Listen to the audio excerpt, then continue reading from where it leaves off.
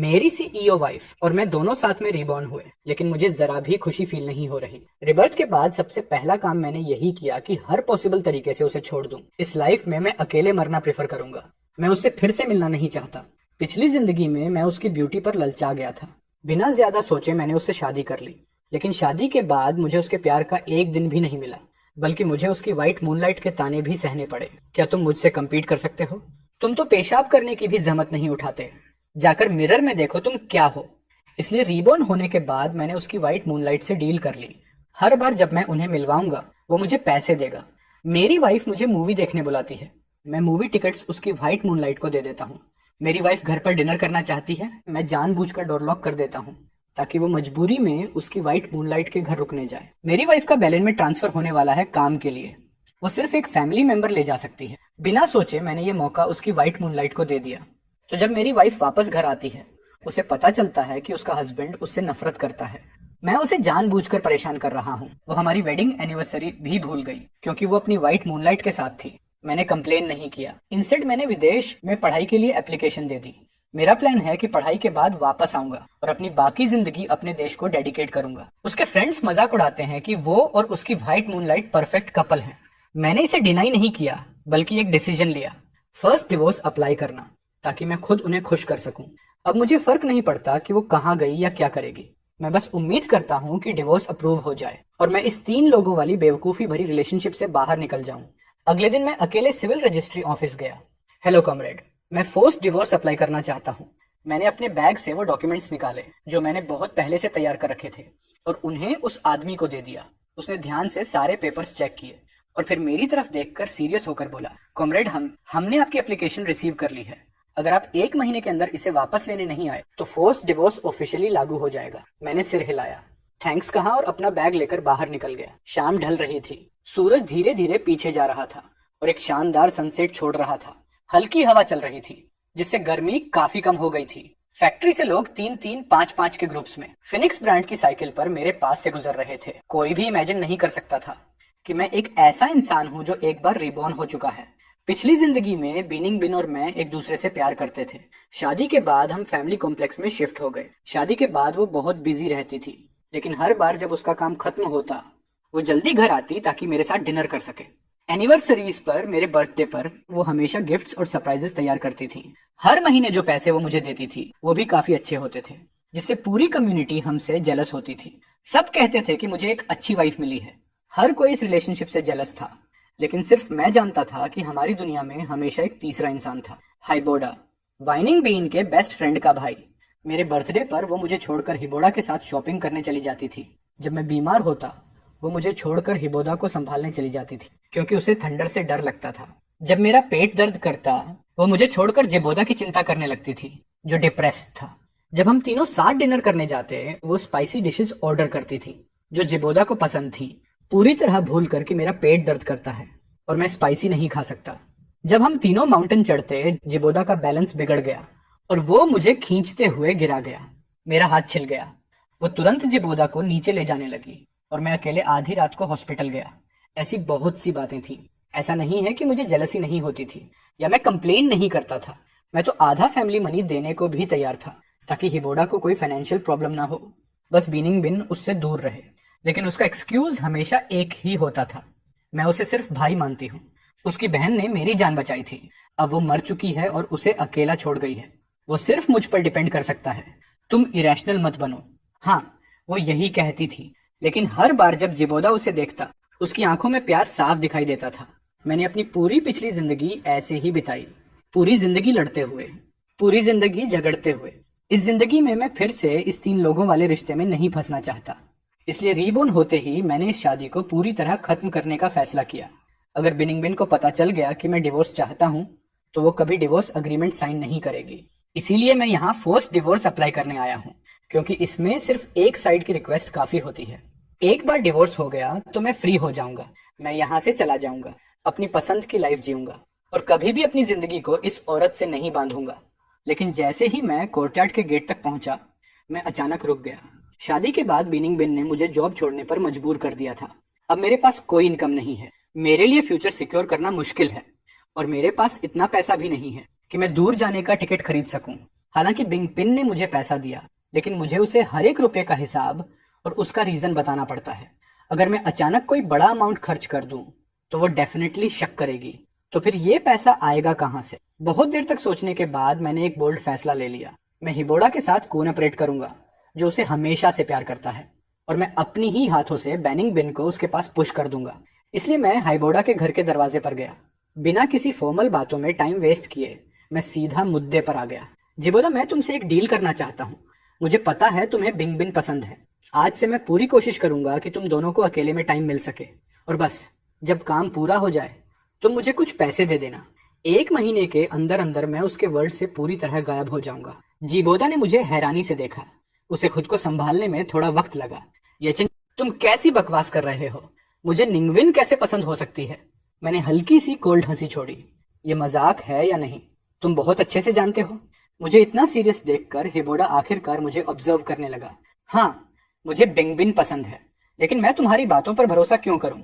मेरी एक्सप्रेशन पूरी तरह काल्म थी। मैं तुम्हें भरोसा करवाने का तरीका ढूंढ लूंगा। आज रात वो तुम्हारे पास आएगी, बस उसके पसंद वाले कुछ डिशेस तैयार रखना। ये कहकर मैं उसके एक्सप्रेशन की तरफ मुड़ा भी नहीं, सीधा निकल गया। जैसे ही मैंने अपने घर का दरवाजा खोला, मेड तुरंत बाहर आई और मेरा बैग लेकर पूछने लगी, सर, आज रात के लिए कौन सा खाना चाहिए? मैंने दीवार पर लटकी घड़ी देखी। आज रात कुछ हल्का फुल्का बना दो, क्वांटिटी एक ही व्यक्ति के लिए। 9 बजे घड़ी की आवाज समय पर गूंजी। उसी वक्त किसी ने दरवाजा खोला और अंदर आया। मैं खाना खा रहा था। आवाज सुनकर मैंने ऊपर देखा। विनिंग बिन मेरी तरफ आती हुई दिखी। उसने अपना कोट उतारकर बगल में खड़ी मेड को पकड़ा दिया। जैसे ही उसकी नजर टेबल पर पड़ी, जहां उसके टेस्ट के बिल्कुल उलट हल्के डिशेस रखे थे, वो आधा बैठा शरीर वहीं रुक गया। आज खाना इतना हल्का क्यों है? अगर पहले होता तो इस तरह का खाना घर की टेबल पर कभी नहीं आता, और अगर गलती से आ भी जाता तो मैं तुरंत उसके लिए स्पाइसी डिशेस बना देता। लेकिन इस बार मैं बिल्कुल नहीं हिला। एकदम न्यूट्रल एक्सप्रेशन में बोला, आजकल मेरा एपिटाइट ठीक नहीं है, कुछ हल्का खाने का मन था। ये कहकर मैंने अपने चॉपस्टिक्स उठाए और खुद ही खाना शुरू कर दिया। जैसे अचानक कुछ याद आया हो, मैंने फिर से उसकी तरफ देखा। जिबोदा ने ऑलरेडी खाना तैयार कर लिया है, तुम वहीं क्यों नहीं चली जाती? वो थोड़ी देर के लिए स्टंट रह गई, हल्का सा भौहें सिकोड़ दी।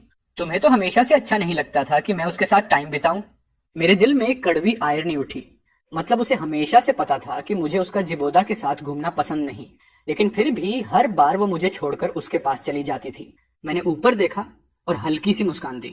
तुम हमेशा कहती थी कि तुम उसे सिर्फ छोटे भाई जैसा देखती हो और वो ज्यादा कंसिडरेट है, तो अब मैं भी थोड़ा कंसिडरेट बनना सीख रहा हूँ। मेरा टोन बिल्कुल सॉफ्ट था, लेकिन न जाने क्यों वाइनिंग बिन के दिल में एक अजीब सी कड़वाहट उतर गई। फिर भी मेरी लगातार इंसिस्ट करने पर वो आखिरकार चली गई। मैं उसे कोट पहनते और दरवाजे से बाहर जाते चुपचाप देखता रहा। फिर मैं लिविंग रूम की विंडो की तरफ गया और हिबोड़ा के घर की तरफ देखने लगा। जैसे ही वहां की लाइट्स जली, मैं उठा और मेड को बर्तन समेटने दिया, फिर दरवाजा लॉक कर दिया। धीरे धीरे बाय हाउस की सारी लाइट्स बुझ गईं। दूसरी तरफ जैसे ही वो वहां पहुंची, जिबोदा की आंखें चमक उठी। वो तुरंत उसे लेने आया, हाल चाल पूछा और उसका कोट पकड़ा। टेबल पर पूरे स्पाइसी डिशेस थे, उसके सारे फेवरेट। विनिंग को इंस्टेंटली कुछ अजीब लगा। वो कुछ पूछना चाहती थी, लेकिन जिबोदा की बातें उसे बार बार रोक देती रहीं। ये डिनर नॉर्मल से काफी लंबा चला। जब वो फाइनली उठी और जिबोदा की थोड़ी रिग्रेटफुल नजरों के बीच वापस बाई हाउस पहुंची, उसने देखा कि उसके घर में पूरी तरह अंधेरा है। उसने जोर से भौहें सिकोड़ी, दरवाजा नॉक किया और मेरा नाम कई बार पुकारा, पर अंदर से कोई आवाज नहीं। उसने दरवाजा खोलने की कोशिश की तो पता चला कि अंदर से लॉक है। आखिर तुम्हें हुआ क्या है? उसने जोर जोर से धक्का लगाया। काफी देर तक दरवाजा पीटती रही, पर कोई जवाब नहीं। आखिरकार कहीं जाने की जगह न होने पर वो फिर से जिबोदा के घर लौट गई। जैसे ही जिबोदा को पता चला कि मैंने दरवाजा लॉक कर दिया है, उसका दिल तेज धड़कने लगा। उसके होठों पर आने वाली खुशी को उसने बड़ी मुश्किल से दबाया और चिंता वाला एक्सप्रेशन बनाकर बोला, कोई बात नहीं निंगपिन, ऐसी सिचुएशन में तुम आज रात मेरे घर पर ही रुक जाओ। निंगपिन ने ठंडी आवाज में अपनी टेम्पल्स दबाई। टुनाइट तुम परेशान हो गए, मैं लिविंग रूम में सो जाऊंगी, मैं कहीं और नहीं जाऊंगी। अगली सुबह बहुत जल्दी जैसे ही मैंने दरवाजा खोला, वो नीचे सोफा पर बैठी नजर आई। उसके कोट पर अभी भी ओस की कुछ बूंदें थीं, शायद अभी अभी आई थी। मैं बिना आवाज किए नीचे उतर गया। जैसे ही आवाज सुनी, उसने ऊपर देखा और मेरी तरफ देखा। कल रात तुमने दरवाजा क्यों बंद किया था? मैं टेबल पर बैठ गया और ओटमील का कटोरा पीते हुए आराम से बोला, आजकल चोर चकार बहुत बढ़ गए हैं, आदत हो गई है दरवाजा लॉक करने की। भूल गया था कि तुम हिबोड़ा के घर गई थी। My bad. ये सुनकर बेनिंग बिन ने ज्यादा सोचा ही नहीं। उसने अपनी जेब से एक मूवी टिकट निकाला जो सिक्योरिटी के किसी आदमी ने उसके लिए खरीदा था। आजकल काम बहुत ज्यादा है, काफी वक्त हो गया तुम्हारे साथ टाइम नहीं बिताया। जैसे ही काम खत्म होगा मैं किसी को भेजकर तुम्हें पिक करवा लूंगी। मैंने सिर हिलाया, लेकिन शायद ही उस टिकट को हाथ भी लगाया। नाश्ता खत्म करने के बाद विनिंग बिन कपड़े बदलकर निकल गई। उसकी कार के जाते ही मैं शांत हुआ, चॉपस्टिक रख दी और टेबल पर पड़े मूवी टिकट को गौर से देखते हुए सोच में डूब गया। पिछली जिंदगी में हम 5 साल शादी में रहे और वो कभी एक पूरी फिल्म मेरे साथ नहीं बैठी। हर बार बीच में ही उठकर जिबोदा के पास भाग जाती थी। इस बार भी मुझे उसके साथ मूवी देखने का कोई मन नहीं था, लेकिन टिकट बर्बाद कैसे हो, यही सोचकर मैं टिकट उठाकर हिबोडा के घर चला गया। दरवाजा खोला तो उसकी आंखों में खुशी छुप नहीं रही थी। अब तो भरोसा हो गया ना, जो रात मैंने कहा था। वो अभी भी थोड़ा शक में था, लेकिन कल वाली मिठास ने उसका आधा दिमाग पिघला दिया था। असली मकसद वह नहीं समझता था, लेकिन मौका छोड़ने वाला भी नहीं था। उसने सिर हिलाया और मुझे कुछ पैसे थमा दिए। मैंने हल्की सी शरारती मुस्कान के साथ पैसे रखे और अपनी जेब से मूवी टिकट निकालकर उसकी तरफ बढ़ा दी। तुम जाओ उसके साथ, आज उसे इम्प्रेस करके ही आना। ये बोलकर मैं मुड़ गया। शाम को मूवी की जगह मैं घर पर ही लेटकर आराम करता रहा। थोड़ी देर सोया, फिर थोड़ा पढ़ा। काफी शांति थी। रात गहराने लगी। मैं अखबार समेटकर ऊपर जाने ही वाला था कि वो अंदर आई। उसकी हल्की सी सिकुड़ती भौं बता रही थी कि वो नाखुश है। आज क्यों नहीं आए? मेरी उंगली अखबार मोड़ते मोड़ते रुक गई। आज तबीयत ठीक नहीं थी। वीनिंग ने तुरंत हाथ बढ़ाकर मेरी पेशानी छूने की कोशिश की। हॉस्पिटल चले? जरूरत नहीं। तभी अचानक एक तेज रिंगटोन ने सन्नाटा तोड़ दिया। मैं उठता उससे पहले ही विनिंग ने फोन उठा लिया। मैं करीब था, इसलिए उसकी आवाज साफ सुनाई दी। दूसरी तरफ से कहा जा रहा था, office in the register civil, यानी सिविल रजिस्ट्री ऑफिस। मेरी उंगलियां अखबार पकड़ते पकड़ते कस गईं। सांस अटक गई। न जाने कितना वक्त गुजर गया। कॉल रखते ही वो मेरी तरफ पलटी। सिविल रजिस्ट्रेशन ऑफिस वालों ने कहा कि कुछ डिटेल्स मिसिंग हैं। कुछ बताया नहीं। मैंने नजरें नीचे की। हमने शादी बहुत जल्दी की थी, शायद कुछ पेपर्स अधूरे रह गए होंगे। मैं जाकर ठीक कर दूंगा, बाकी सब सेट है, कोई डिले नहीं होगा।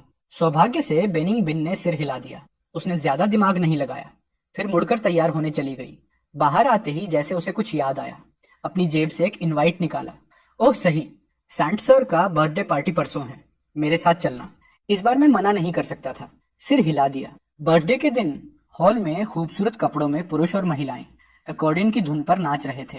विनिंग मुझे डांस के लिए बुलाना चाहती थी, पर मैं बोला, अभी अच्छा फील नहीं कर रहा, तुम जिबोडा के साथ डांस कर लो, बेचारा अकेला आया है।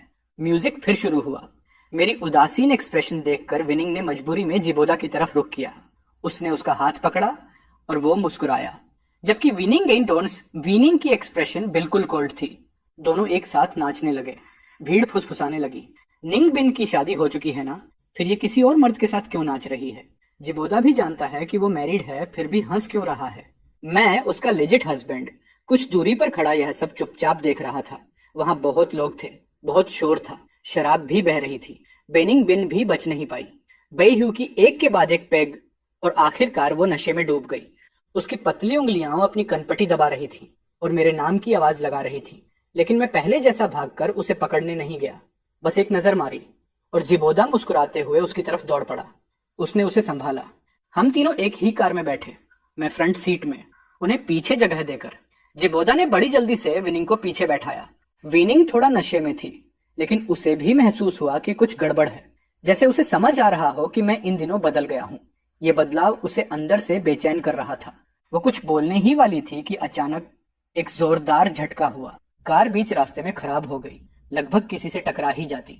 विनिंग की शराब एकदम उतर गई। उसने झट से पास बैठे आदमी की चोटें देखने की कोशिश की।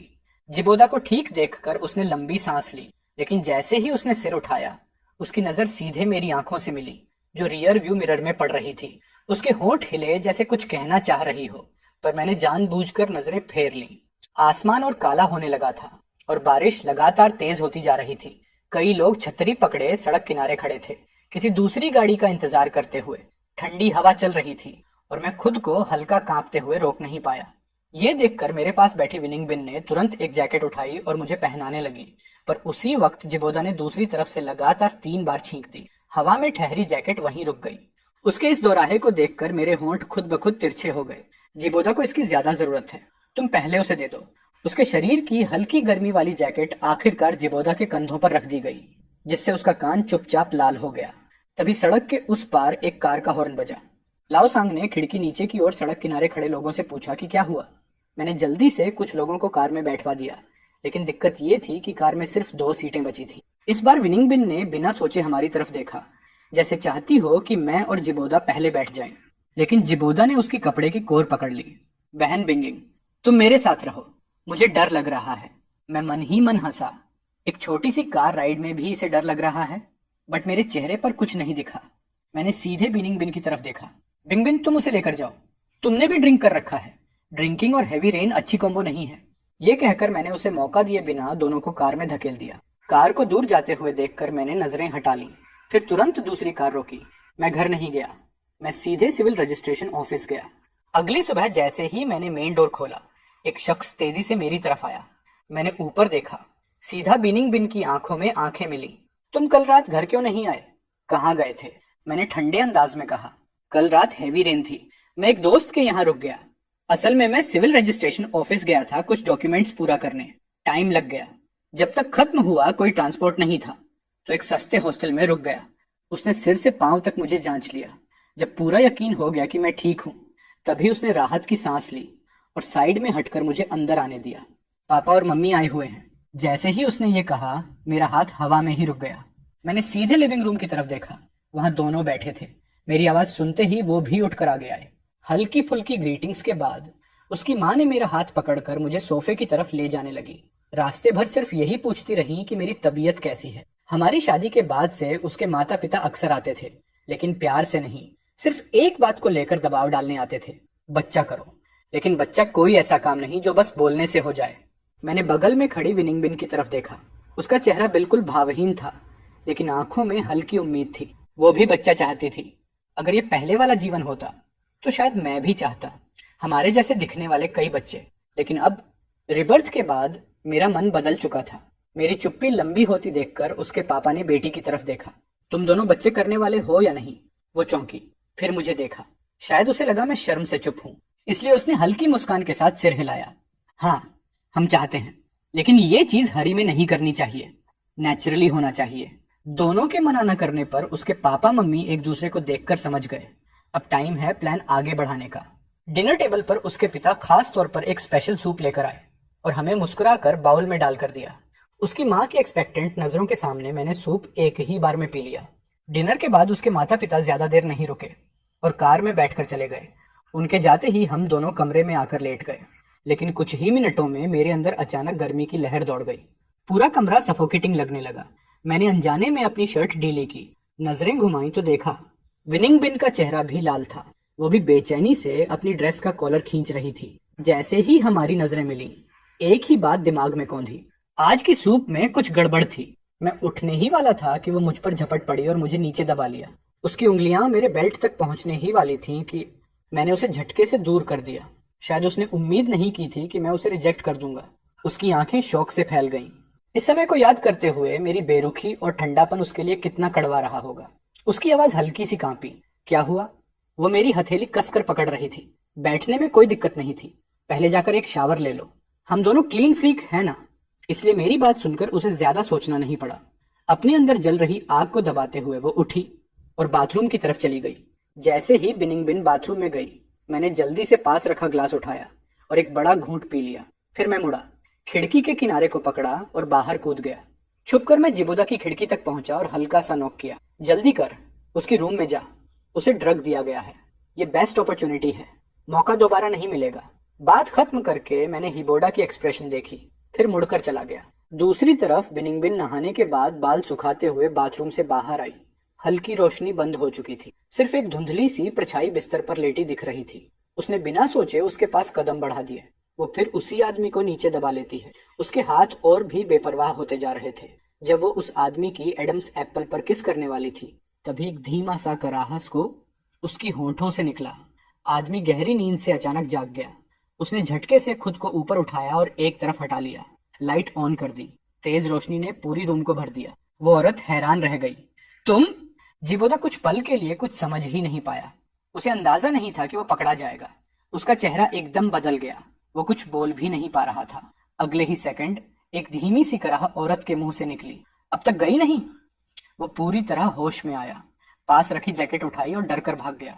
सुबह बीनिंग बिन गर्दन के पीछे हाथ फेरते हुए सीढ़ियां उतर रही थी। कल रात क्या हुआ? क्या जिबोदा मेरे रूम में था? मैंने अपना आखिरी घूंट खिचड़ी खत्म किया और पूछा, कौन?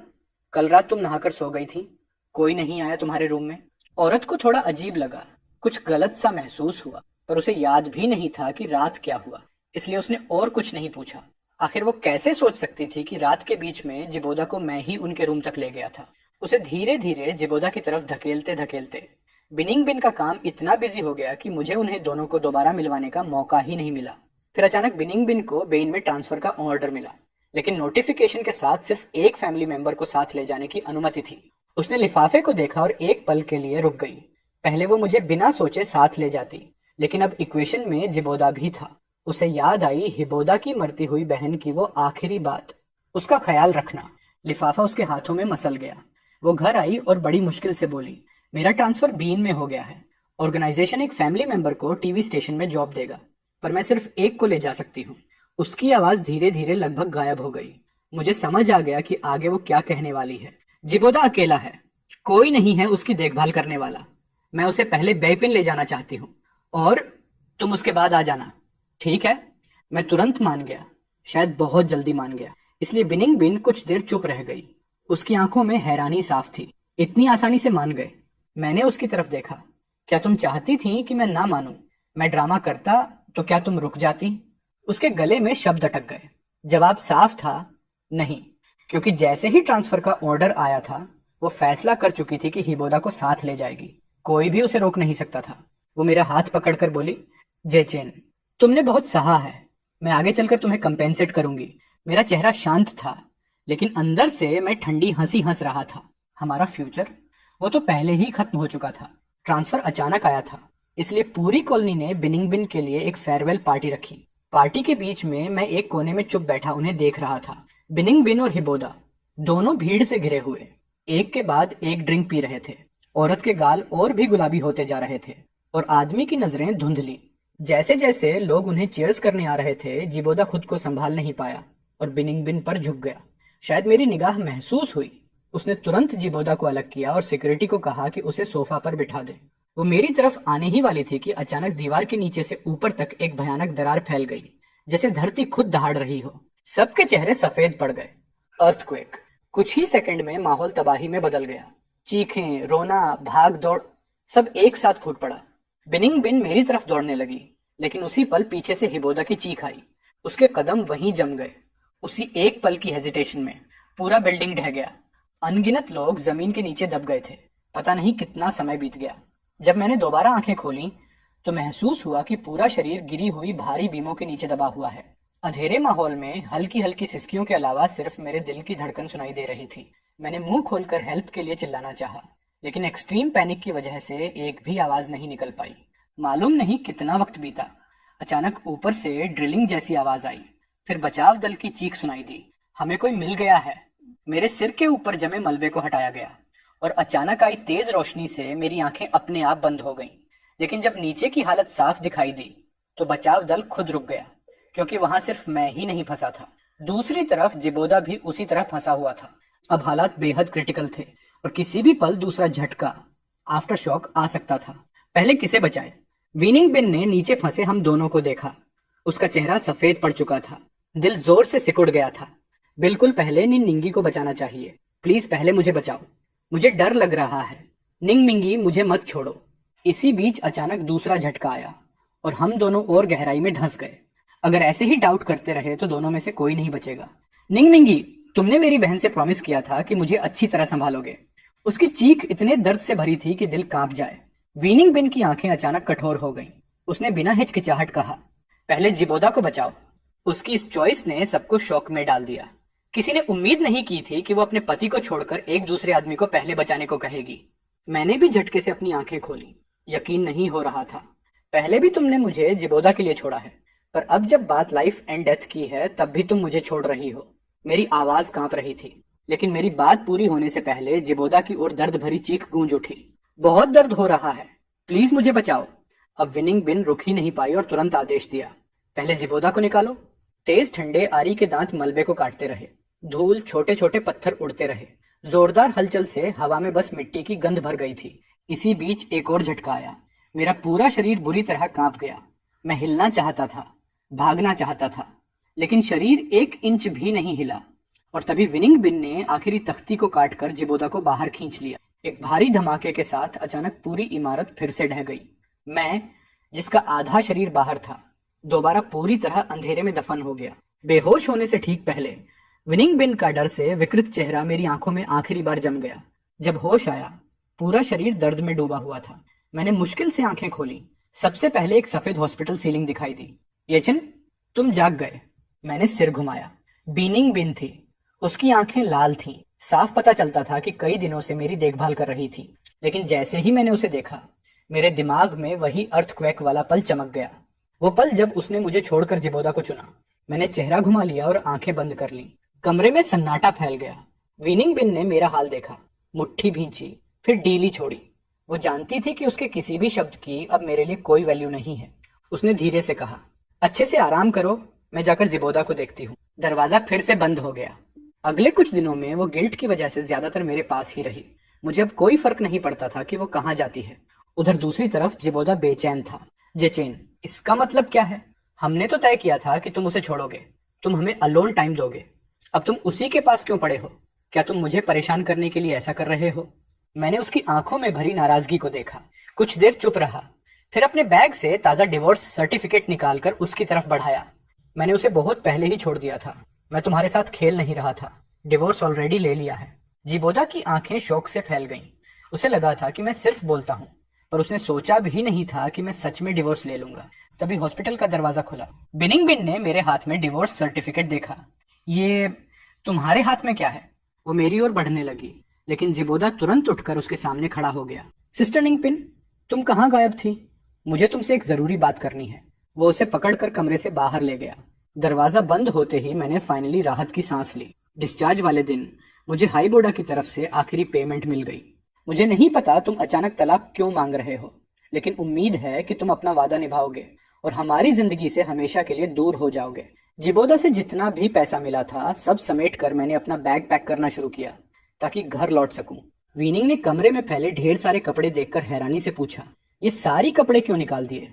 मैंने उसकी तरफ देखा भी नहीं, बस नीचे झुककर कपड़े उठाते हुए शांत आवाज में कहा, सीजन चेंज करने वाली हूँ, इसलिए सब निकाल के ऑर्गेनाइज कर रही हूँ।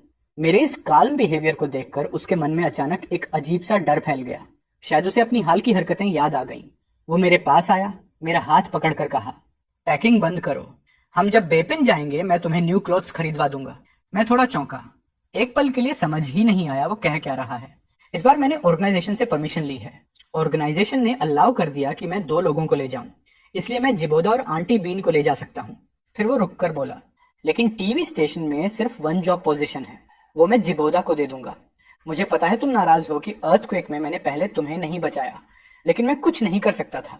मैंने उसकी सिस्टर से वादा किया था कि मैं जिबोदा का ख्याल रखूंगा।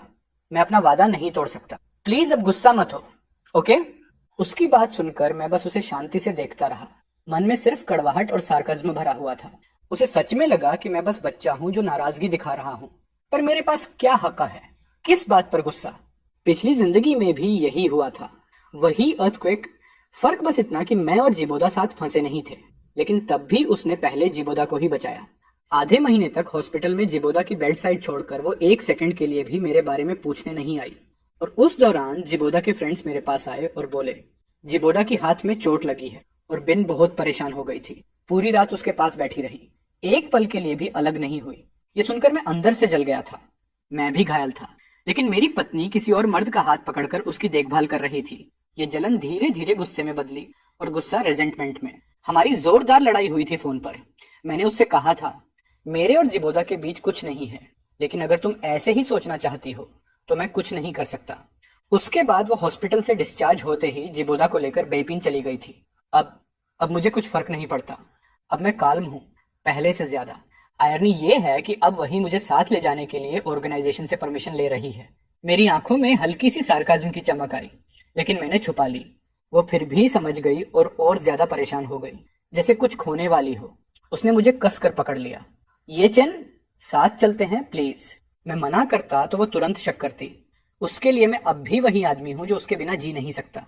तो मैंने कहा, ठीक है, चलो साथ चलते हैं। मेरे बोलते ही उसने एक लंबी राहत की सांस ली और उसे पता ही नहीं चला कि मैंने आगे क्या कहा। लेकिन अब रास्ते अलग हैं बिंग, बहुत पहले से। रवाना होने के दिन मैं चुपचाप कार में बैठ गया। मेरे पीछे चलते हुए जिबोदा का चेहरा तुरंत उतर गया, लेकिन मैंने उसकी तरफ देखा तक नहीं।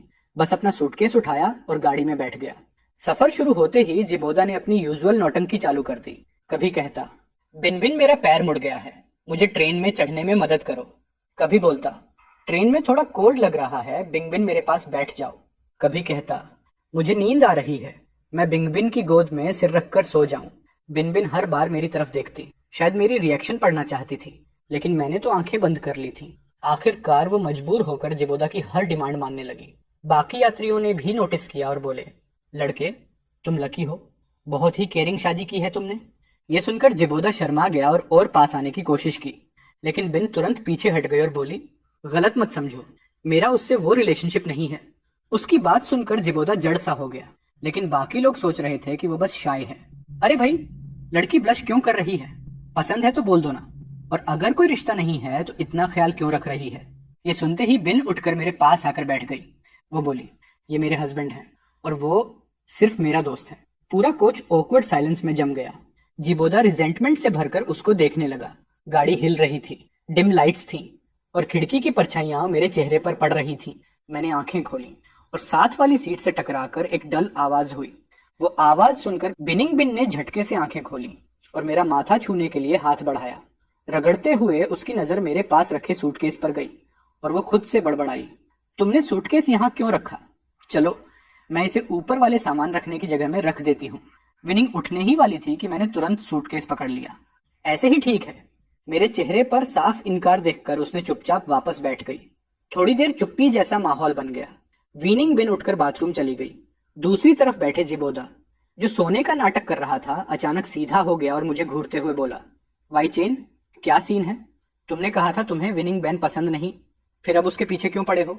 मुझे पता है मैं जो तुम दोनों के बारे में मजाक कर रहा था वो बस मजाक था। तुम टेंशन मत लो, मैं वही करूंगा जो तुम चाहते हो। जिबोदा भौहें चढ़ाकर कुछ और पूछने ही वाला था कि पीछे की तरफ से जोरदार शोर हुआ। हम दोनों ने एक साथ मुड़कर देखा। एक खतरनाक सा आदमी चाकू लेकर दौड़ रहा था और उसके सबसे करीब मैं और जिबोदा ही थे। सावधान।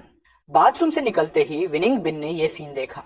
उसका चेहरा काला पड़ गया और वह तुरंत चोर पर झपट पड़ी, लेकिन चोर तो पहले ही हमारी तरफ चाकू लेकर दौड़ चुका था। उस पल वो सिर्फ एक को ही बचा सकती थी। मैंने झटके से हाथ बढ़ाकर जिबोदा को अपनी तरफ खींच लिया, जो डर से सफेद पड़ चुका था। अगले ही सेकंड में हटना चाहता था, लेकिन देर हो चुकी थी। चोर पकड़ा जा चुका था, लेकिन तभी उसने मुझे चाकू से काट दिया। विनिंग बेन ने उसे जोरदार लात मारी और पीछे पीछे आता पुलिस वाला चोर को पकड़ने लगा। अरे लड़के, हाथ का खून रोक जल्दी। विनिंग मेरे पास आई, चेहरे पर घबराहट साफ थी। तुम ठीक हो? जो जवाब मेरे गले तक आया था वो वहीं अटक गया। मेरा बायां हाथ लगातार खून बहा रहा था, लेकिन मेरी आंखें पूरी तरह शांत थीं, इतनी शांत कि थोड़ी कोल्ड लग रही थी। पूरी रात हम दोनों एक ही लाइन में बैठे रहे। बीच में बस एक पतला सा आयल था, वो मेरे जख्म पर दवा लगा रही थी। आवाज में डर छिपा नहीं था। जिचेन, सॉरी। मुझे पता था कि वो कुछ और कहना चाहती थी, पर मायने ही क्या। विनिंग ने ऊपर देखा, आंखों में गिल्ट। जब उसने देखा कि मैं कुछ सुनना नहीं चाहता, उसने लंबी सांस ली। वाइचेन, बेलन पहुंचकर हम अच्छा लाइफ जिएंगे, ओके? तुम जो चाहोगे मैं खरीद दूंगी। मैंने बस चुपचाप देखा, कुछ नहीं कहा। फिर आंखें बंद की और बोला कि मैं थक गया हूँ। वो भी चुप हो गई और मेरे ऊपर धीरे से कंबल डाल दिया। उसे लगा आगे बहुत टाइम होगा। इसी सोच में वो भी सो गई। रात की खामोशी में जब पूरा डिब्बा सो चुका था, मैंने धीरे से अपनी आंखें खोली, पैरों के पास रखा सामान उठाया और डिवोर्स सर्टिफिकेट उसके हाथ में रख दिया, जो गहरी नींद में थी। मैंने उसे देखा। एक पल के लिए दिमाग सुन्ना हो गया। यही चेहरा मैंने अनगिनत बार देखा था, जब मैंने उसे शादी के लिए प्रपोज किया था, जब वो खुशी से रोई थी, शादी की रात जब वो नर्वस होकर लाल पड़ गई थी, जब हम जिबोदा की वजह से लड़ते थे और उसका चेहरा ठंडा रिप्रोच से भरा हो जाता था। 5 साल ये चेहरा देखा, 5 साल इससे प्यार किया, और अब कभी नहीं देखूंगा। ट्रेन स्टेशन पर पहुंचने की अनाउंसमेंट हुई। विनिंग हल्का सा हिली, पर आंखें नहीं खोली। मैंने भी उसे नहीं देखा। मैं अपना सामान लेकर नीचे उतर गया। सूटकेस के पहियों की आवाज पत्थर की सड़क पर गूंज रही थी।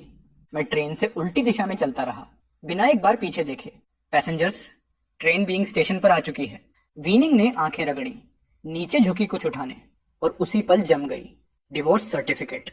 उसका दिमाग सदमे में ब्लैंक हो गया, हाथ कांपते रहे। कई कोशिशों बाद कागज उठा पाई। खोलते ही उसकी अपनी फोटो, आधी चेहरा, डिवोर्स के स्टील सील से कटा हुआ, दर्द आंखों से सीधा दिल तक। वो तुरंत सीधी बैठी, सीट खाली, मेरा सामान गायब, मैं गायब। घबराहट में वो बाहर भागी, हर तरफ मेरी तलाश में, पर बहुत देर हो चुकी थी। गुस्सा अंदर फट पड़ा। उसने डिवोर्स सर्टिफिकेट इतनी जोर से पकड़ा जैसे फाड़ ही देगी। उसे समझ आ गया, इस तरह के छुपे हुए तलाक के लिए 1 महीना पहले सिविल रजिस्ट्री में अप्लाई करना पड़ता है। मतलब मैं पूरे 1 महीने से चुपचाप डिवोर्स की तैयारी कर रहा था। अब उसके पास ऑप्शन बस एक था, फोर्स्ड डिवोर्स। लेकिन मैंने आखिर गलती क्या की? वो बस हवा में बुदबुदाई। मैंने उसे कुछ नहीं कहा, मैं ही उससे डिवोर्स लेने जा रही हूँ। वीनिंग ने खाली पड़े प्लेटफॉर्म की तरफ देखते हुए अपना सिर उठाया। सीसी ने होंठ दबाए, उसकी आंखों में कंफ्यूजन साफ दिख रही थी। तभी जिबोदा कार से बाहर आया। सिस्टर निंगिन, क्या ये डिवोर्स सर्टिफिकेट है? चूंकि ये चेन ने तुमसे डिवोर्स ले लिया तो हम जो बात कर रहे थे उस बात पूरी होने से पहले ही बाइंग ने उसे धक्का दे दिया। कॉमरेड जी, तुम्हारी देखभाल करने का मेरा काम यहीं खत्म होता है। जिबोदा वहीं जम गया। सिर से पैर तक एक ठंडा डर उतर गया। पहले कभी विनिंग आगे बढ़कर उसे जेंटल तरीके से संभाल लेती, लेकिन अब वो बस उसे दूर से देख रही थी, जैसे कोई अजनबी हो। कॉमरेड जी, मैंने तुम्हारी देखभाल सिर्फ तुम्हारी सिस्टर की आखिरी इच्छा के मुताबिक की। मुझे तुम्हें बेन तक पहुंचाना था और तुम्हारे लिए एक जॉब अरेंज करनी थी। इसके बाद हमारे बीच अब कोई भी संबंध नहीं। उसकी आवाज जितनी आगे बढ़ती गई उतनी ही ठंडी होती गई। जिबोदा का चेहरा पीला पड़ गया। रिजेंटमेंट नहीं था, प्योर फियर था। उसे पहली बार एहसास हुआ कि उसने किस तरह की ताकतवर इंसान को पकड़ रखा था और अब वो हाथों से फिसल रहा है। वो अचानक उस पर झपट पड़ा और पीछे से कसकर पकड़ लिया। न नहीं, मैं नहीं जाना चाहता। Since you promised my sister, तुम्हें मेरी देखभाल करनी चाहिए। तुम मुझे ऐसे छोड़ कैसे सकती हो? वीनिंग ने उसे तुरंत धक्का दिया और ठंडी नजरों से देखा। जिबोदा, ज्यादा लालची मत बनो। क्या तुम ये कहने की हिम्मत रखते हो कि इतने सालों में मेरी देखभाल करते करते तुम्हें मुझसे जरा सा भी लगाव नहीं हुआ? क्या सच में तुम मुझे छोड़ने वाले थे? उसे अपनी बहन के मौत वाले दिन की हर याद थी। कैसे उसने उसे गले लगाया, कैसे धीरे धीरे समझाया, कैसे उसने डांस के दौरान उसका हाथ कसकर पकड़ा, कैसे कार हादसे में वो पूरे शरीर से ढाल बन गया, कैसे झलझ ले और ट्रेन में उसने उसे अपनी जान से ज्यादा प्रोटेक्ट किया। उसकी नजरें दूसरों को धोखा दे सकती थीं, लेकिन खुद को नहीं। कैसे मुमकिन था कि उसे फीलिंग्स ना हो? वीनिंग ने अपने हाथ में पकड़ा डिवोर्स सर्टिफिकेट कसकर दबाया। मुड़ा हुआ कोना उसकी हथेली चुभ रहा था, लेकिन यही दर्द उसे और साफ सोचने दे रहा था। वो प्यार नहीं था, बस रिस्पॉन्सिबिलिटी थी। अगर तुम्हें थोड़ा भी चोट लग जाए, मैं तुम्हारी सिस्टर को क्या जवाब दूंगी? तुम मुझे पसंद नहीं करते, फिर मेरे साथ इतने अच्छे क्यों बनते रहे? क्यों हर बार दूसरों को भेजने की बजाय खुद मेरी केयर करते रहे? जैसे उसे कोई और बात याद आ गई हो, उसने सीधे जिबोदा की आंखों में देखकर कहा, क्या तुम मुझसे छुटकारा पाना चाहते हो? हमारी शादी तो ऑलरेडी कंसुमेटेड हो चुकी है। ये सुनते ही आसमान जैसे सिर पर टूट पड़ा। वीनिंग पहले शॉक हुई, फिर उसकी आंखों में धीरे धीरे आग भड़कने लगी। ये कैसी बकवास कर रहे हो? वो हर शब्द दांत भींच कर बोली और उसके करीब आती गई। जिबोदा का हाथ पीछे कांप रहा था, फिर भी वो उसकी गुस्से के सामने खड़ा रहा। उस रात तुमने वो सूप पिया था, हमने उसी रात वादा किया था। वीनिंग के कदम अचानक रुक गए। उसे भी वो रात याद आई और मेरी वो टालने वाली एक्सक्यूज भी। कैसे कोई अपने ही हस्बैंड के कमरे में किसी और आदमी को भेज सकता है? धोखे की आग ने उसे सिर से पैर तक जला दिया। वो कुछ कह पाती उससे पहले ही इन स्ट्रीट वाले गेट का गार्ड भागते हुए आया। हेलो प्लीज, इस तरफ आइए। वीनिंग ने अपनी आग निगल ली। उसने एक बार भी जिबोदा की तरफ नहीं देखा और तुरंत आदेश दिया, इसे वापस ले जाओ और इसके टीवी स्टेशन वाली जॉब कैंसिल कर दो। जैसे ही गार्ड्स उसे ले गए, जिबोदा जमीन पर धंस गया। उसने नीचे पत्थरों को घूरा। उसे पता था कि उसे बस टेम्परेरी रहने दिया गया था, और जितना वो सोचता गया उतना ही रिजेंटमेंट और हेट्रेड उसके दिल में भरता गया। सब ये चेन की गलती है। अगर वो अचानक न जाता, मुझे ये सब न करना पड़ता। लीडर ने सामने खड़ी विनिंग की तरफ चिंता से देखा और उसका सिविल स्टेटस याद करते हुए बोला, शाओ अभी बेजिंग आया है, एडजस्ट नहीं कर पा रहा। तुम्हें बिंगबिन का अच्छे से ध्यान रखना होगा। वो कुछ कहना चाहती थी पर समझ नहीं पाई कैसे बोले। लीडर भी समझ गया और हल्की मुस्कान से बोला, हाँ, शाओ से लड़ाई हुई क्या? लड़ाई नहीं, डिवोर्स हुआ है। उसके चेहरे की मुस्कान तुरंत गायब हो गई। कारण सुनते ही उसका टोन डिसअपॉइंटेड हो गया। ये क्या कर रही हो तुम? तुम तो वो लड़की हो जो बिग डिसीजंस को बड़ी क्लैरिटी से हैंडल करती है, फिर प्यार में इतनी कंफ्यूज्ड क्यों? जिबोदा की सिस्टर ने तुम्हारी जान बचाई थी, तुम्हें उसके भाई का ख्याल रखना चाहिए था। लेकिन इतना कुछ तुम दूसरों से भी करवाती, तुम खुद इतना क्यों उठाती रही? लीडर ने हाथ हिलाया। चलो घर जाते समय उतर जाओ। प्रोफेशनल टीम पूरे दिन की रिपोर्ट दे रही थी। ये चैन को पता चला कि वाइनिंग का एक्चुअल पता प्रोविंस में एग्जैक्ट कंफर्म नहीं है। किसी को ढूंढना जैसे भूसे के ढेर में सुई ढूंढना। हाइबोडा की हॉस्पिटल रिपोर्ट ने कंफर्म किया कि वो सिर्फ टाइमो कर रहा था, लेकिन उसकी आइडेंटिटी के चलते उसे बी फैमिली के घर में टेम्परेरी रखना पड़ा। वाइनिंग का चेहरा सुनते सुनते और डार्क होता गया।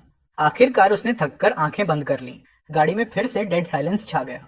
घर पहुंचते ही उसने देखा जिबोदा सोफे को कसकर पकड़े बैठा है। आगे कदम बढ़ाने से सीधा इनकार।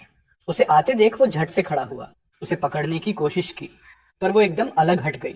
मैंने सब कुछ कह दिया है, अब प्लीज जाओ। मेरा भाई अभी अभी सजा पाया है, मैं नहीं जाऊंगा। अगर तुम्हें पसंद नहीं था फिर मेरे साथ इतने अच्छे क्यों बने रहे? अपने हस्बैंड को छोड़कर मुझे ढूंढने क्यों आई? मैंने तो तुम्हारी मदद ओपनली की। मेरी कॉन्शियंस क्लियर है। अगर तुमने ड्रामा किया तुम ही नुकसान उठाओगे। पहली बार जिबोदा ने उसे सीरियस होकर देखा। ठंडा, बेरहम, बिल्कुल पहले जैसा। मैं तुम्हें कुछ पैसे दे दूंगा ताकि तुम वेपिंग और उसके बाद सरवाइव कर सको। उसके बाद हमारे बीच कुछ भी नहीं रहेगा। ये कहने के बाद उसने जमीन पर पड़े उस आदमी की तरफ देखना भी बंद कर दिया और अपने कमरे का दरवाजा बंद कर लिया। आदमी के गले से दर्द भरी एक कराह निकल गई। मेरे सामने फैले इस अजनबी सीन को देखते हुए मेरी आंखों में हल्की सी कंफ्यूजन चमक उठी। ट्रेन से उतरने के बाद मैं बस किसी भी ट्रेन में चढ़ गया था, लेकिन मुझे बिल्कुल अंदाजा नहीं था कि ये ट्रेन मुझे हियांगनान शहर तक ले आएगी। पुल के पास बने घरों की खिड़कियां खुली थीं। एक औरत हाथ में पेपा लिए धीमी सी अनजान धुन गा रही थी। जीयू डायलेक्ट की नरम आवाज हवा में घुल रही थी और एक काली छत वाली नाव नदी को चीरते हुए धीरे धीरे दूर जा रही थी। हल्की हल्की बारिश शुरू हो गई। मैंने जल्दी से हाथ उठाकर अपने सिर को ढका, एक हाथ में सूटकेस पकड़े और छत के नीचे आकर खड़ा हो गया। नीले पत्थरों पर गिरती बारिश की बूंदें हल्की हल्की आवाज कर रही थीं, लेकिन बारिश धीरे धीरे तेज होती जा रही थी। मैं खुद को रोक नहीं पाया और लकड़ी के दरवाजे के पास आ गया, लेकिन पीछे हटते वक्त मैं अचानक किसी से टकरा गया। अनजाने में मैंने पलट कर देखा और सीधा उसकी गहरी आंखों में खो गया। वो एक औरत थी जिसने सिल्क की लंबी ड्रेस पहन रखी थी, चेहरे पर हल्की सी मुस्कान। कोई बात नहीं, अंदर आ जाओ, बारिश से बच जाओ, ये बारिश जल्दी नहीं रुकेगी। खिड़की के पास वाले कमरे में चाय की खुशबू फैली हुई थी। कपड़े बदलने के बाद मैं लिसा के सामने बैठा और उसके दिए हुए गर्म चाय के कप को संभाल कर लिया। थैंक्स लिसा। वो मुस्कुराई, जैसे उसे कुछ याद आया हो। तुम अकेले हंगनान आए हो, हार मत मानना। तुम्हें देखकर लगता है तुम यहाँ के नहीं हो। मैंने हल्के से सिर हिलाया। मैं पास्ट के बारे में बात नहीं करना चाहता, वो यादें अच्छी नहीं हैं। मैं बस एक शांत जगह ढूंढना चाहता हूँ जहां से नई जिंदगी शुरू कर सकूं। मेरे सामने बैठी वो भी समझदार थी। उसने ज्यादा सवाल नहीं किए, बस पूछा, आगे क्या प्लान है तुम्हारा? हालांकि जिबोदा ने मुझे 5,000 युएन से ज्यादा पैसे दिए थे, लेकिन वो पैसे एक दिन खत्म हो ही जाएंगे। मुझे अपने लिए जॉब ढूंढनी पड़ेगी। लेकिन बिनिंगबिन के साथ 5 साल शादी में मेरी पुरानी स्किल्स लगभग जंग खा चुकी थी। अब मैं क्या कर सकता हूँ? उसने मेरी आंखों में कंफ्यूजन देख लिया। वो टेबल के किनारे पर उंगलियां मारते हुए बोली, मेरा एक दोस्त अपनी टेलरिंग शॉप बेच रहा है, ठीक सामने ही है।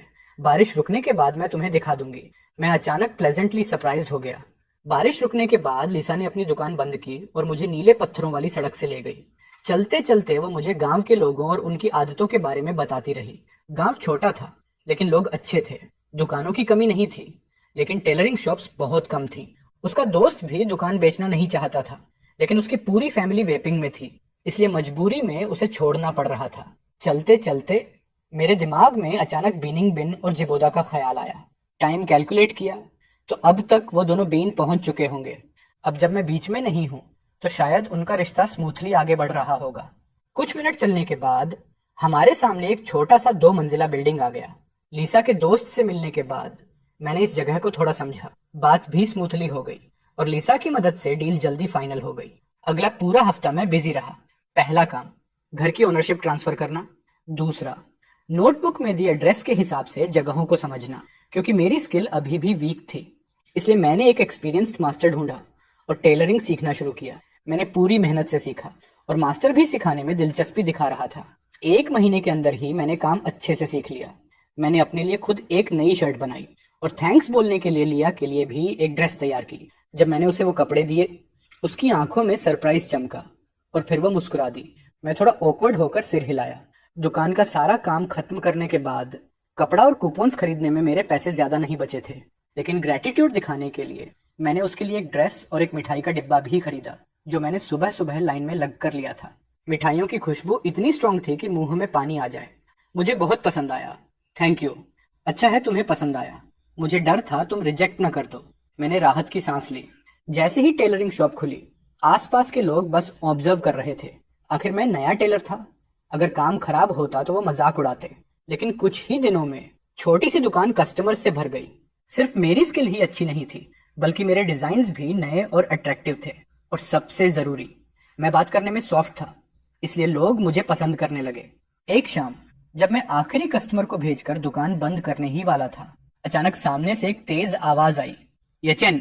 दरवाजा बंद करते हुए मेरा हाथ रुक गया और मैंने सामने खड़ी औरत की तरफ देखा। उसने हाथ में पकड़े कपड़े को जमीन पर फेंक दिया और जोर से चिल्लाई, सब लोग आओ और देखो, यही है वो दुकान। मैंने इतने पैसे खर्च करके नया ड्रेस बनवाया और कपड़ा इतना घटिया निकला कि पहनने से पहले ही फट गया। उस टाइम हम ऑलरेडी डिनर कर चुके थे और सब लोग बाहर इवनिंग वॉक पर निकले हुए थे। जैसे ही वो हंगामा हुआ, पूरा मोहल्ला इकट्ठा हो गया और जैसे ही लोगों ने देखा कि टारगेट में हूं, भीड़ में हल्की हल्की फुसफुसाहट शुरू हो गई। शक वाली वॉइसेस धीरे धीरे बढ़ने लगी। उस औरत का चेहरा और काला पड़ता जा रहा था, लेकिन फिर भी वो हटने को रेडी नहीं थी। बोली, क्या तुम लोग इसलिए फायदा उठाते हो क्योंकि मैं एक औरत हूं? मैं अपनी रेपुटेशन पर झूठ क्यों बोलूंगी? उसकी दुकान की फैब्रिक इतनी खराब है कि पहनने से पहले ही फट गई। मेरा पैसा वापस दो। ये बोलकर उसने भीड़ में से और 2-3 औरतों को आगे धक्का देकर निकाला। उनकी हाथों में भी फटी हुई कपड़े थे। मेरी आंखें अपने आप सिकुड़ गईं। चाहे मैं कितना भी इडियट होता, ये समझ जाता कि ये पूरा ड्रामा किसी ने जानबूझकर सेट किया है। मैं 1 महीने में इतनी सारी ड्रेसेस अकेला नहीं बना सकता, और ऊपर से मैं मेंस वेयर भी बनाता हूँ, विमेन्स वेयर भी, बुजुर्गों और बच्चों के लिए भी। तो फिर ये कैसे पॉसिबल है कि फटे हुए सारे कपड़े सिर्फ यंग लड़कियों वाले ही हों? मैंने बस एक नजर चारों तरफ घुमाई और तभी मुझे भीड़ में सिकुड़ा सिकुड़ा एक आदमी दिखा, पास वाली दुकान का मालिक। मैं आगे बढ़ने ही वाला था कि एक पतली गोरी हाथ ने मुझे रोक लिया। पीछे मुड़ा तो लिया थी, धीरे से सिर हिलाकर मुझे रोकती हुई। फिर वो आगे बढ़ी और जमीन पर पड़ा कपड़ा उठाकर ध्यान से देखने लगी। तुम्हारे पास क्या सबूत है कि यह ड्रेस इसी दुकान की बनी है? उसकी ठंडी वाइब से वो औरत एक कदम पीछे हट गई, लेकिन फिर भी जिद पर अड़ी रही। सबूत किस बात का चाहिए? ये फैब्रिक और ये डिजाइन सिर्फ इसकी दुकान में मिलता है। अगर इसने नहीं बनाया तो और कौन बनाएगा? लिया हल्का सा हंसी, वो भी मॉकिंग वाली। ये डिजाइन और ये फैब्रिक हर जगह मिलता है, एक्सक्लूसिव नहीं है। वो बना सकता है तो बाकी शॉप्स भी बना सकती हैं। वो ड्रेस को और ध्यान से देखने लगी और उसी समय उसे कपड़े की परतों के बीच एक छोटा सा फैब्रिक का टुकड़ा मिला। फिर उसने कहा, जो भी ये चंद से कपड़े सिलवाता है सबको पता है, कपड़ा बनकर तैयार होने के बाद ये पीछे एक छोटा सा फैब्रिक पैच छुपाकर सिलता है और उसके ऊपर अपना डिजाइन सिग्नेचर डालता है ताकि कोई फेक ना बना सके। लेकिन तुमने ना पैच सही जगह लगाया और ना ऊपर की स्टिचिंग सही की है। यह सुनकर उस औरत का चेहरा एकदम सफेद पड़ गया। मुंह खुला था पर आवाज नहीं निकल रही थी। भीड़ ने भी सब समझ लिया और सबकी नजरें एक साथ उसी पर टिक गईं। कुछ ही सेकंड में लोग उस पर उंगलियां उठाने लगे। आखिरकार वो औरत दबाव सह नहीं पाई और बोल पड़ी कि उसे किसने भड़काया था। पास वाली सिले सिलाए कपड़ों की दुकान का मालिक। असल में उसकी दुकान का बिजनेस कभी अच्छा नहीं चला। उसे लगा था कि मेरी सिले सिलाई की दुकान बंद हो जाएगी तो उसकी जिंदगी संवर जाएगी। लेकिन मैं न सिर्फ वापस खुल गया, बल्कि मेरा काम पहले से ज्यादा चलने लगा। तो इसने ये गंदी चाल चली। लेकिन अब प्लान फेल होने के ऊपर खुद जेल जाने की बारी आ गई। जैसे ही पुलिस उसे पकड़ कर ले गई, भीड़ तालियां बजाकर खुशियां मनाने लगी। बाकी औरतें भी कैओस का फायदा उठाकर चुपचाप खिसक गईं। लेकिन मेरा चेहरा अभी भी ठंडा और भारी था। लिया ने चिंतित होकर मुझे देखा। क्या हुआ? मैंने लंबी सांस ली। जो भी हुआ उसने एक बात साफ कर दी है, बिजनेस अच्छा होगा तो जेलसी होगी। आज एक ने झूठा इल्जाम लगाया है तो आगे और लोग भी आएंगे और उनके तरीके भी और डेंजरस होंगे। मैंने एक नजर दूर खड़ी पुरानी वुडन डोर वाली हवेली पर डाली। एक पल के लिए मन में हिचकिचाहट उठी। जब पहली बार इस अजीब शहर में आया था, बस एक काम ढूंढना था ताकि जिंदगी चल सके। लेकिन दुकान खोलते ही ये सब शुरू हो गया। सच कहूं तो समझ नहीं आ रहा था कि आगे बढ़ना है या नहीं। तभी लिया ने मेरा कंधा पकड़कर कहा, रिलैक्स, जो साफ है उस पर दाग नहीं लगता। मेरे साथ भी ऐसा हो चुका है। हम हर मूव का जवाब दे सकते हैं, पहले सोचते हैं कि इन चीजों से कैसे निपटना है। अगले हफ्ते मैंने दुकान जानबूझकर बंद रखी। रोज लिया के साथ बैठकर स्ट्रेटेजीज तैयार करता रहा। जब दोबारा दुकान खोली तो कस्टमर्स पहले से ज्यादा आ रहे थे मुझे अकेला देख लिया ने 2 फुर्तीली और समझदार लड़कियां काम के लिए रिकमेंड कर दी। थोड़ा चैन मिला। लेकिन जैसे ही राहत मिली, लिया ने एक और खबर दी। वो वापस बेन जा रही थी। तभी मुझे उसकी असली आइडेंटिटी पता चली। वो कोई नॉर्मल टी सेलर नहीं थी। वो बेपिन के एक बड़े अधिकारी की पोती थी। बीमारी से उबरने के लिए हियांगनान आई थी। अब ठीक हो गई थी तो वापस जाना जरूरी था। ये सुनकर मेरे मन में एक अजीब सा खालीपन आया। इस छोटे से कस्बे में मैंने सबसे पहले उसी को देखा था। अगले कई महीनों तक उसी ने मेरी मदद की। लेकिन अब जब हम दोनों जेन्युइनली दोस्त बने थे तो बिछड़ने का टाइम आ गया था। मेरे चेहरे पर उदासी देखकर वो भी रुक गई, जैसे कुछ कहना चाह रही हो, जैसे कहना चाहती हो कि चलो साथ में बीन। पर फिर उसे याद आया कि मैं हमेशा बीन का नाम सुनकर अवॉइड करता हूँ, जैसे वहां मेरे लिए कोई बुरा पास्ट छुपा हो। आखिर में उसने उस अनरियलिस्टिक ख्याल को वहीं दबा दिया। नो मैटर, मैं तुम्हें अपने घर का पता छोड़ रही हूँ। हम एक दूसरे को लेटर्स लिख सकते हैं। ये सुनकर दिल में जितना भी अफसोस था, मुझे उसे दबाना ही पड़ा। जिस दिन लिया गई उस वही दिन था जैसा मैं पहली बार यहाँ आया था। हल्की बारिश शुरू हो गई थी। उसने मुझे टी हाउस की चाबी दी और कहा कि जब भी समय मिले वहां जाकर थोड़ा बैठ जाया करूं ताकि टी हाउस में थोड़ी लाइफ बनी रहे। उसने ये भी कहा कि शायद एक दिन वो फिर लौट आए। लेकिन हम दोनों जानते थे कि वो एक हाई ऑफिशियल की पोती है। इतनी आसानी से वो वापस नहीं आने वाली। मैंने उसकी गाड़ी को तब तक देखा जब तक वो नजर से गायब नहीं हो गई। फिर नजरें झुका ली। मैं सीधा अपनी सिले सिलाई की दुकान की तरफ नहीं गया, बल्कि छाता खोलकर धीरे धीरे नीली पत्थर वाली पगडंडी पर चलता हुआ लिया कि टी हाउस की तरफ चला गया। जैसे ही दरवाजा खोला, एक सेकंड के लिए दिल थोड़ा अजीब सा भारी हो गया। जब वो यहाँ होती थी, हमेशा मुस्कुराते हुए अंदर आती थी और मुस्कुराते हुए जाती थी। मेरी नजर धीरे धीरे खिड़की की तरफ गई। वही जगह जहां घंटों हमारी बातों का कोई लिमिट नहीं होता था। मैं जाकर अपनी सीट पर बैठ गया, लेकिन सामने अब कोई नहीं था जो मेरे लिए गर्म चाय डाल दे। एक लंबी सांस मेरे होंठों से निकल गई। लिया अभी थोड़ी देर पहले गई थी और मुझे उसकी याद ऑलरेडी सताने लगी थी।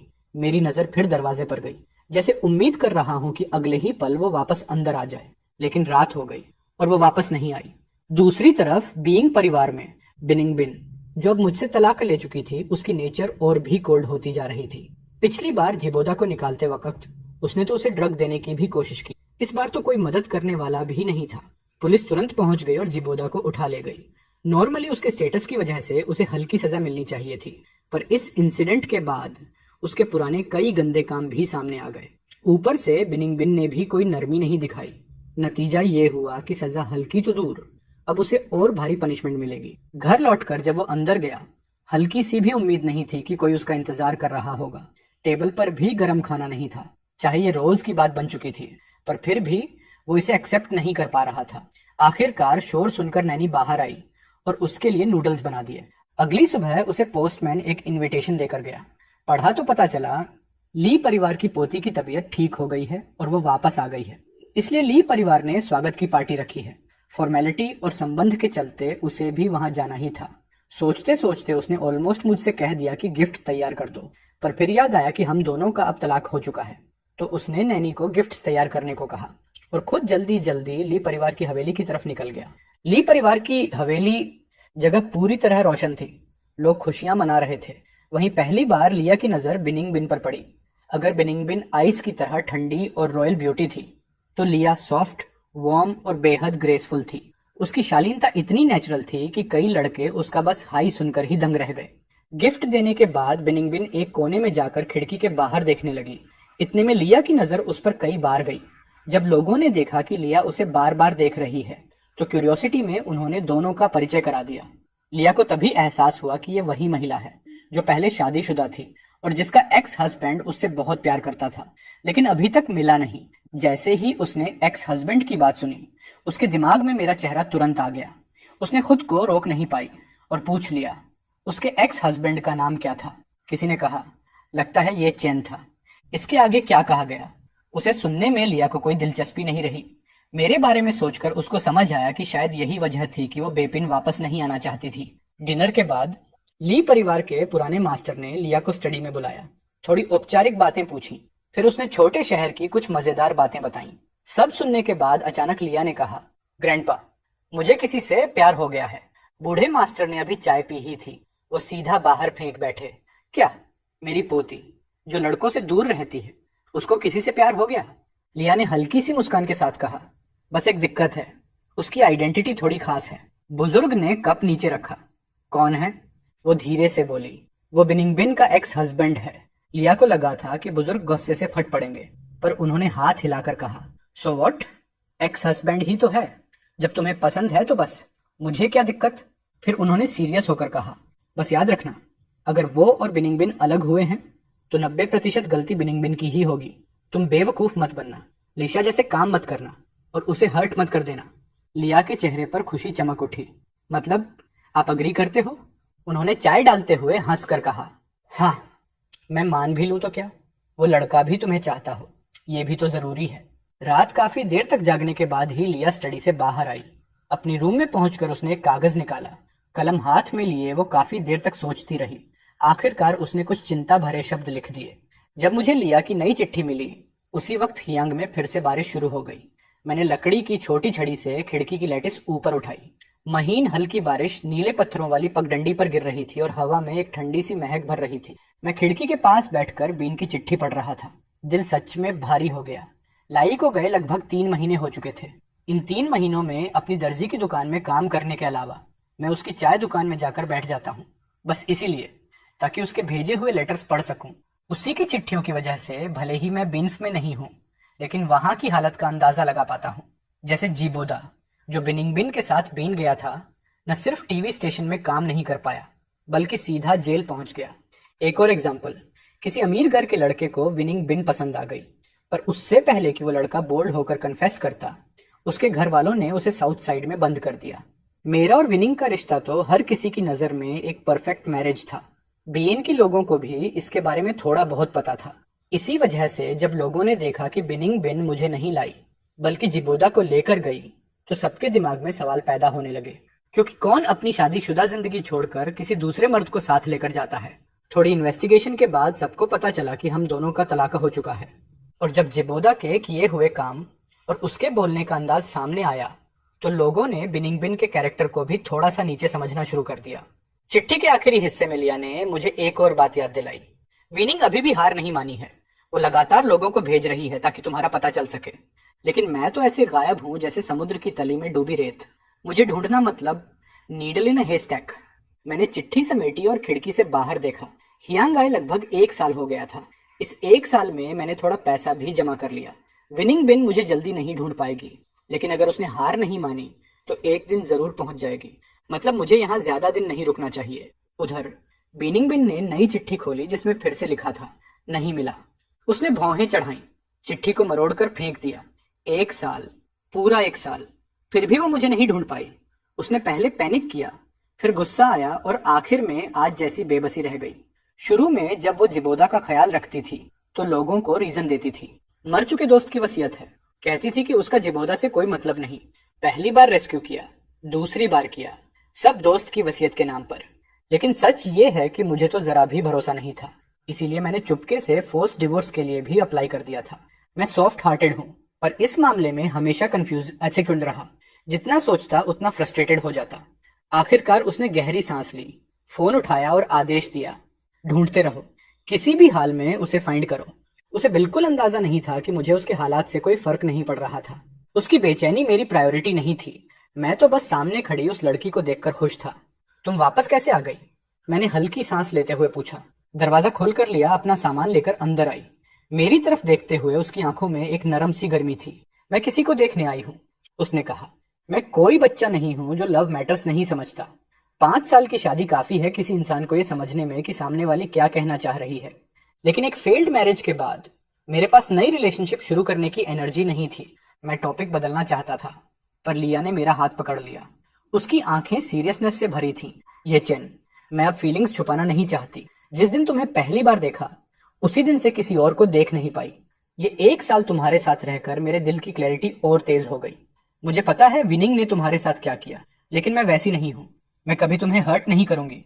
बस मुझे तुम्हें प्यार करने का चांस दे दो। उसके वर्ड्स इतने साफ थे कि मेरी चीक्स गर्म हो गईं। काफी देर बाद मैंने सिर उठाकर उसकी तरफ देखा।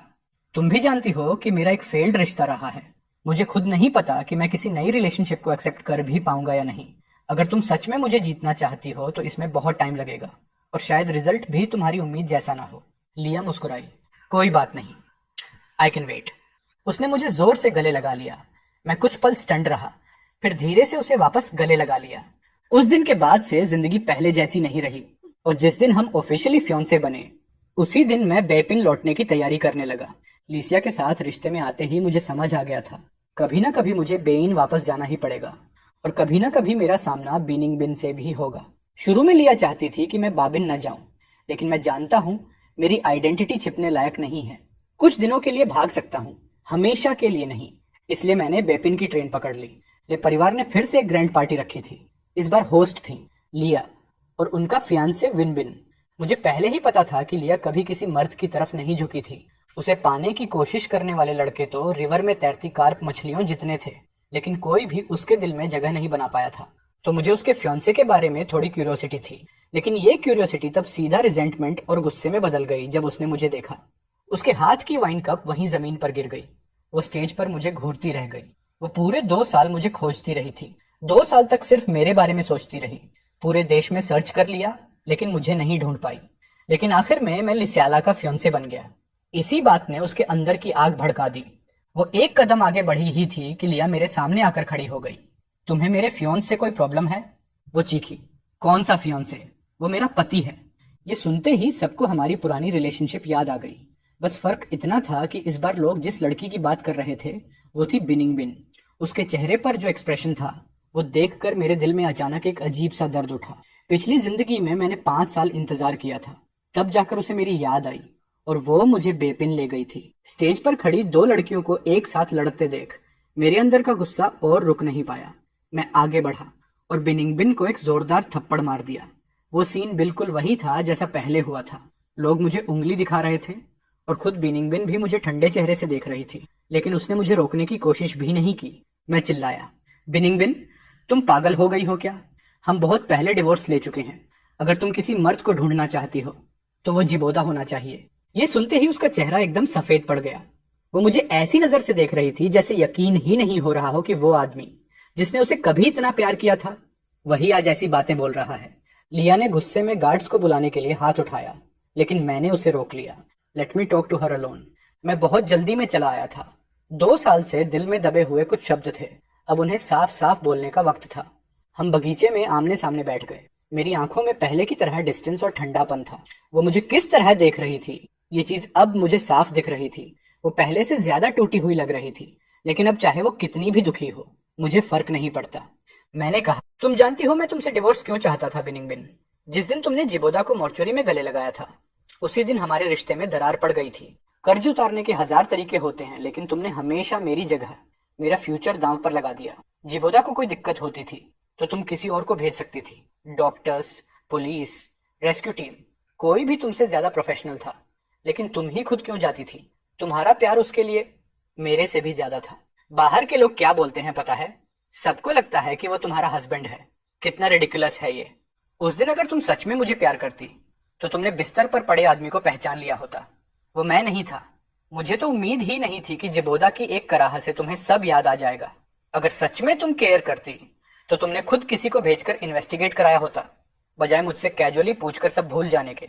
और वो अर्थक्वेक और ट्रेन वाली बात, तुमने रेफ्लेक्स में मुझे छोड़कर उसे बचाया था। अगर वो लव नहीं है तो क्या है? रिस्पॉन्सिबिलिटी? Don't lie. तुमने जो जो किया वो कोई रिस्पॉन्सिबिलिटी नहीं थी, वो इमोशंस थे। उसके लिए शायद मैं 2 जिंदगी का दुख एक साथ निकाल रहा था। मेरी आंखों से आंसू रुक ही नहीं रहे थे। बिनिंग बिन के चेहरे पर एक दर्द उतर आया। वो आगे बढ़कर मेरे आंसू पोंछना चाह रही थी, लेकिन मैं साइड में हट गया। आंसू के कारण मुझे उसका चेहरा भी साफ नहीं दिख रहा था, लेकिन मैं फिर भी हर शब्द साफ बोलता गया। बिनिंग बिन, अगर पॉसिबल होता तो मैं चाहूंगा कि इस जिंदगी में मैं तुम्हें कभी मिला ही ना होता। मेरी बात सुनकर उसके दिल पर जैसे किसी ने घूंसा मार दिया हो। उसकी उंगलियां रेलिंग पर सफेद पड़ गईं। पहली बार उसकी ठंडी आंखों में पैनिक दिखा। वो बोली, ये चेन, सुनो मेरी बात। आई स्वेयर, मुझे जिबोदा के लिए कभी प्यार नहीं था। हाँ, मैं उसके साथ अच्छी थी, लेकिन सिर्फ जिम्मेदारी की वजह से। Please let me explain. लेकिन अब मेरे पास पेशेंस नहीं था। मैं पलटकर चल दिया। वो पीछे पीछे दौड़ी, लेकिन तभी अचानक एक और फिगर तेजी से आई और उसने बिंगिंग बिन को जोरदार थप्पड़ मार दिया। दफा हो जाओ यहां से। ये लिया थी, पूरी तरह गुस्से में। उसे कुछ बातें पता थी, लेकिन इतना एक्सट्रीम वो भी उसने इमेजिन नहीं किया था।